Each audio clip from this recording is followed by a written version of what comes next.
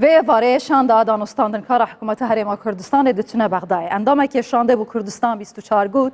Ev cara dawiyê ye şanda hikûmetê seredana Bexdayê dike lê ser pirsên radestkirina 250,000 bermîlên rojaneyên naftê nîva dahatên deriyên sinûriyên Herêma Kurdistanê. Li ser vê pirsê zêdetir radiwestim, erê çima ev rûke dawî care ji ber ku sibehî li Parlamenta Iraqê ihtimalekê geleka zêde heye ku dengdan li ser proje yasaya budceyê bête dan. Mêvanekî min heye berês Diktor Dara Reşîd, Wezîrê Plandalanê û endamê şanda danûstandinekara hikûmetê ji bo Bexdayê. Diktor tu bi xêratiye Kurdistan 24. Destpêkê çima ev dawî kûta seredanî êwa ye bo Bexda? Li ber çi?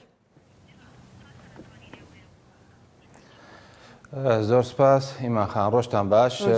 خۆتان دەزان دانوستانەکانی پێشتر لەسەر ئەو ڕێکەوتانەی کە لە بینی حکومەتی اتحادی و حکومەتی هەرێمی کوردستان بووە بەبەردەوام وەفدی هەرێمی کوردستان سەردانی بەغدای کردیە و لەسەر بەتایبەت لەسەر یاسای موازنە یعنی قانونی موازنەی 2021 ئەوەی کە باز دەکرێت کۆتا لە بەوەی بڕیار وایە لەم هەفتەیە یعنی نەگاتە لە خلالی هەفتەچی یاسای موازنە یاسای بودجەی 2021 اتحادی لە پەرلەمانی عێراق پەسەند بکرێت و ئەمە لە دوا سەردانمان کۆمەڵێک پرس هەبوو کە بە معەلەقی مابوو لە بینی هەرێمی کوردستان و بەغدا تاوتێمان کرد و دەتوانم بڵێم دانیشتنی ئەخیری یان سەردانی ئەخیرمان لە بۆ بەغدا زیاتر تەفاولی پێوە دیار بوو و ئەمە پێمان وایە خەتەواتی زۆر باشمان بریتە پێش لەگەر ئەو داواکاریانەی کە لە قانونی موازنە یان لە یاسای بودجەی 2021 اتحادی داوامان لێکرا بوو وەکو هەرێمی کوردستان دەتوانم بڵێم زۆربەی داواکاریەکان ئەوانەی لە چوارچێوەی دەستورن پێرازی بووینە و خەتەواتی زۆر باش چویتە پێش و لێژنەی دارایی پەرلەمانی عێراقی کە ئەوان ئێستا بەرپرسن لە ئامادەکردنی ڕەشنووسەکە بۆی بێتە کۆبوونەوەی پەرلەمانی عێراقی و دەنجی لەسەر بدرێتن لە دوا کۆبوونەوەمان چەند پرسیارەکیان بە فەرمی داوا لە ئێمە کرد و ئێمە تانیمان ئێستا هەمویان بە راپۆرت و بە نووساوی فەرمی حکومەتی هەرێمی کوردستان وەڵامەکان حازرە ئینشاءالله ئەوڕۆ کە گەیشتنەوە بەغدا یان ئەوڕۆیان بەیانی کۆبوونەوەمان دەست پێ دەکاتەوە لەگەڵ لیژنەی دارایی وی بتوانین لە زووترین کات ئەو فەقرەی یان ئەو بەشەی کە تایبەتە بە بابرین مستحقاتی هەرێمی کوردستان لە قانونی موازنە تەثبیت بکرێتن و بە یەکدەنجی بخرێتەوە. باشە دکتۆر دارا لە قسەکانی ئەندامانی شاند هەندێک بوونی ڕێکنەکەوتن دەهات لە نێوان هەولێر و بەغدا. یعنی ئێوە چاوەڕێ دەکەن لە ئەمڕۆ سبەی قسەی کوتایی لە لیژنەی دارایی پەرلەمانی عێراق وەربگرن لەسەر ڕێکەوتنی هەولێر و بەغدا؟ بەڕاستی لێت ناشارمەوە لە سەردانەکانی پێشترمان دەتوانم ئەو ڕەنگەم ئەوەمان هەست پێ کرد بوو کە لەوانەیە ڕێک نەکەوین بەڵام لە سەردانی ئەخیرمان بڕک تەفاولی کە باسم کرد تەفاولی زیاتر پێوە دیار بوو بەڵام هێشتاش احتیمالی ڕێک نەکەوتن هەرمایە بەڵام ئەوەی دیسان تەکیدی لێ دەکەمەوە وەفدی هەرێمی کوردستان و حکومەتی هەرێمی کوردستان و لە دوا کۆبنەوەمان لەگەڵ بەڕێز سەرۆکی حکومەتی هەرێمی کوردستان هەموو ئەو داواکاریانەی کە بابرین لیژنەی دارایی داوای لێمە کرد بوو کە لە چوارچێوەی دەستور هەرێمی کوردستان وەکو قوارەیەکی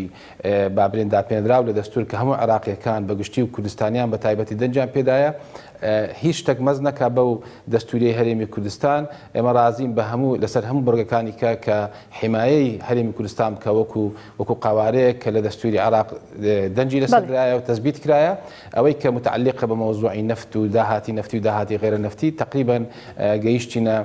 تەفەهومی زۆر باش کە هیوادارم ئەو ڕۆیان بەیانی لەو کۆبنەوەی کە دێتە پێشمان. بەڵام دکتۆر دارا ئێستا لە بەغدا باسی سێ سیناریۆ دەکرێت یەکێک لەوانە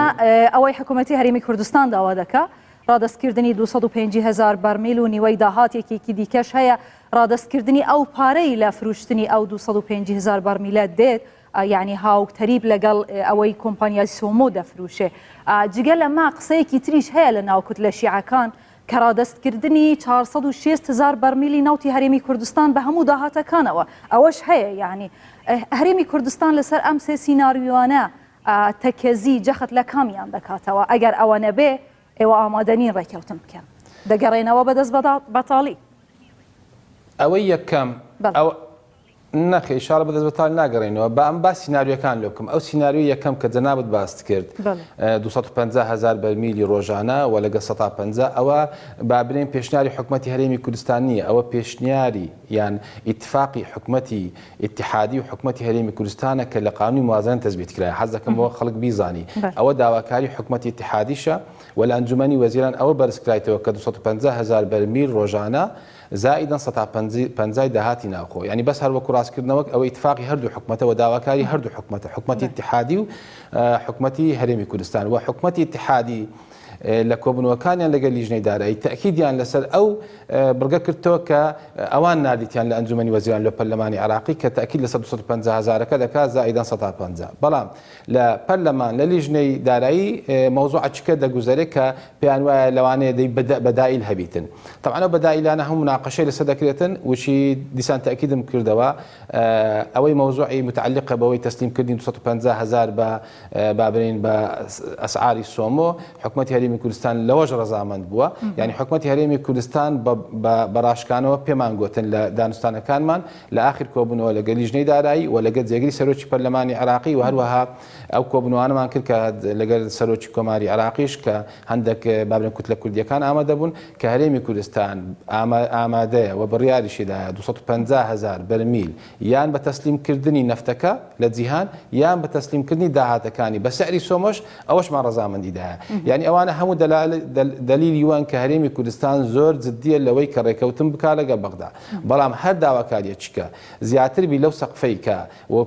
کەوەی باسم کرد کە لە دەستور دەردەچیتن ئەکید بە حکوومەتی هەرێمی کوردستان پێرازی نابێت یعنی کە جەنابەت باست کرد سیناریۆیەکانە سیناریۆی چارەم هەیە کەوەی باس کرد لەوانەیە ڕێک نەکەوین ئەوەش هەیە ینی هەمووانە هەیە بە ڕێک نەکەوتنیش بەڵام ئەمە هیچمان نێشتەوە کە شتێک لە بۆ حکوومەتی ئیتحادی لە پەرلەمانی عراقی لە لیژنەی دارایی کە باسی ڕێگنەکەوتن بکەین ئێمە هەمومان هەموو هەوڵەکانیمە ئەوەیە کە ڕێککەوین و بە دلیلیشمان هەموو ئەو داواکاریانی کە لەمایان کردبوو بە نووسراوی فەرمی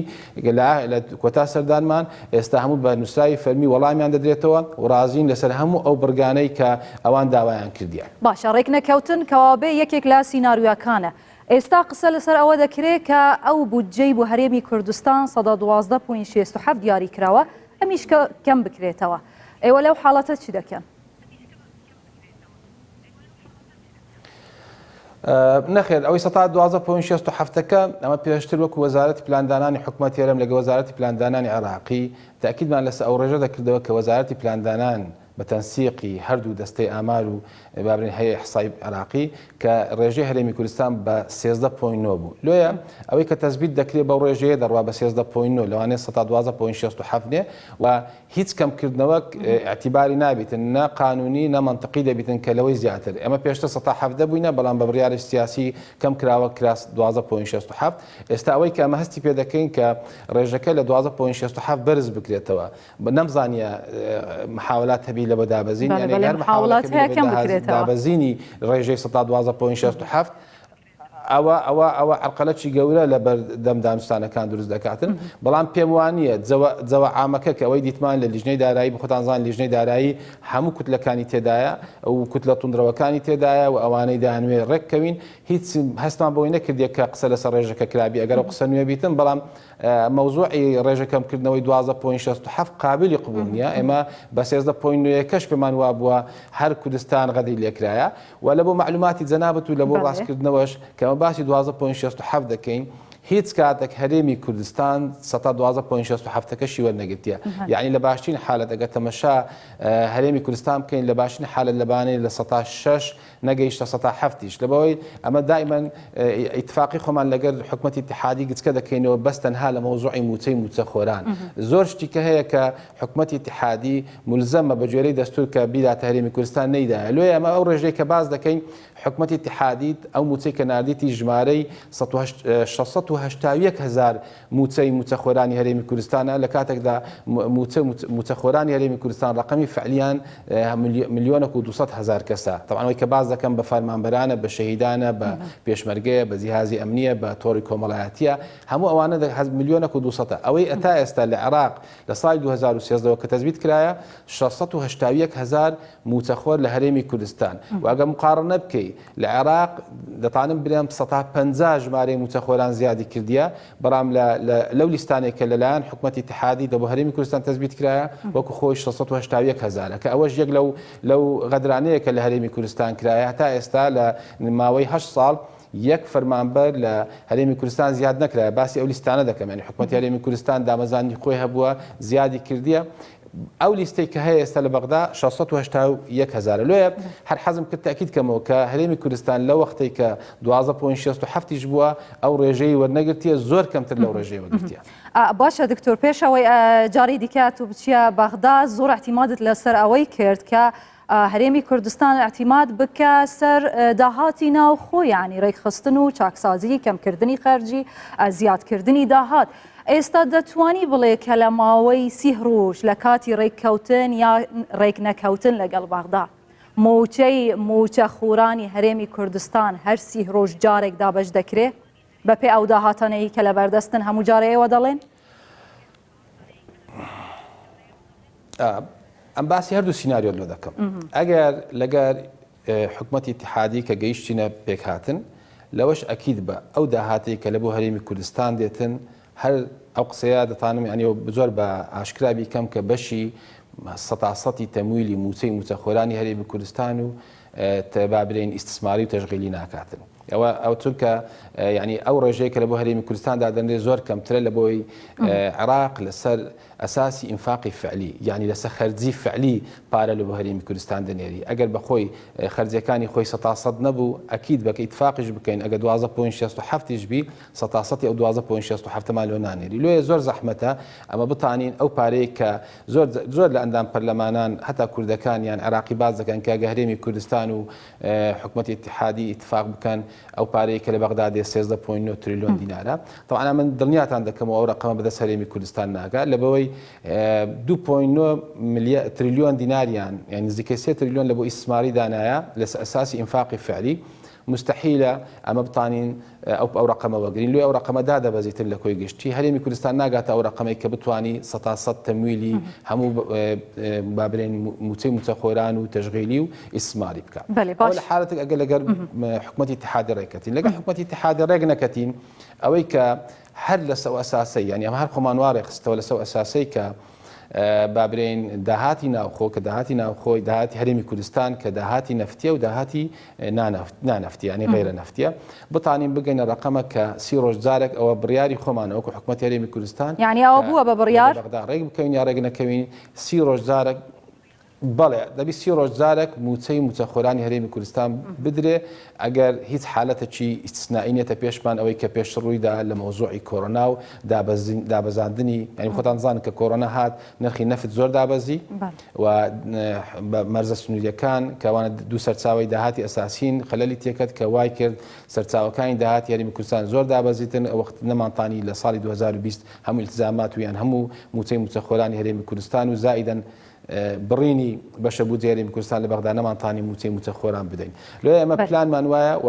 قانونی موازنەی یان یاسەی بودجەی 2020 هەرێمی کوردستانیش ئێستا ئەوە لە پرۆسی ئامادەکردنە و ئەمە ئەگەر لەو هەفتەیان لە 10 ڕۆژی داهاتوو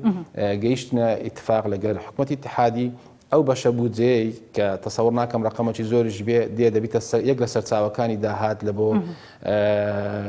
ئەو یاسای بودجەی هەرێمی کوردستان کە ساڵی 2021 ئەو کات لە ماڕوون دەبیتەوە کە ئەمە دەتانین چەند ڕێژەی موچە بدەین بەڵام ئەوە بڕیارە کە موچە 30 ڕۆژ جارەکە و ئەمە دەبی حکوومەتی هەرێمی کوردستان التزام بەو 30 ڕۆژە بکەین بەڵام بە ڕێژەی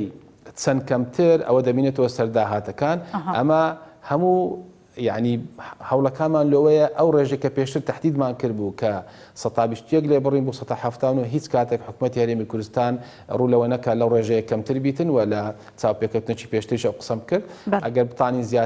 زیاتر دابی بکەین باشە بەڵام حاولە دەکەین لەو ڕێژەیدا نەبەزی ئینشاءالله. باشە دکتۆر دارا ڕەشید وەزیرێ پلان یەک بەڵێ دکتۆر کەرەم یەک ئیزافەیکە ئەمەی کە باز دەکەین کە ڕێککەوتن لەگەر حکوومەتی اتحادی ئەوەیە ئێستقرارێکی سیاسی لە هەرێمی کوردستان و لە هەولێر و بەغداد چونکە ڕێککەوتن لە مەسلحەتی لە بەرژەوەندی گشتی هەموو گەلانی عێراق بە گشتی و هەرێمی کوردستان بە تایبەتی یعنی ئەو ئاخفتنە مستەفا کاظمی جێبە حەز دەکات عێراقێکە بەهێز دی آواکن دی بنیاد نادن او عراقا بهیز بی هبونا کردان بی توافق لگل کردان نممکنه تو تخوازی و بیجی؟ بەڵێ ئەمەش دەمانوێت کوردستان بەهێزبی نە قەزدی من لەوەیە کێشەی مە لەگە حکوومەتی اتحادی باگچکەی نەکەینەوە تەنها لە موچەی موچەخۆرانیان لەو بەشە پارێک کە لە بەغدادێ ئەمە کێشەی خاکمان هەیە مادەی 140 هەیە کە لە بینی هەرێمی کوردستان و لە بینی حکوومەتی اتحادیە لێت پێمان وایە ئەگەر ئەمە لە قانونی موازنە بگەنە اتفاق لەگە حکوومەتی اتحادی دەتانین بپرژێنە سەر مەوزوع گرنگەکان مەوزوعی نەتەوایەتی مەوزوعی خاک مەوزوعی ئەو ناوچانەی کە لە ئازار کێشیان هەیە بەخۆمان دەزانین ڕۆژانە گوندی کوردی تعریب دەکرێتن بەڕاستی ئەمە بەس لەوە مەوزوعی موچە و مەوزوعی ڕێککەوتنی مالی یان دارایی لەگە بەغدا ئەو مەوزوعانە توانم برێم لابلان لێ هیوادارین کە بتوانین قانونی موازنە تێپەڕێنین و بین خۆمان تەفەڕق بکەین لە بۆ مەسائلین تەوەی و خاچ. دکتۆر دارا ڕەشید وەزیرە پلاندانانێ و ئەندامێشان دادانوستاندن کارا بوو بەغدای گەلک سپاس بوو دەمێ هەوا دکتۆر دارا. نیمرۆژ باش. زۆر سپاس.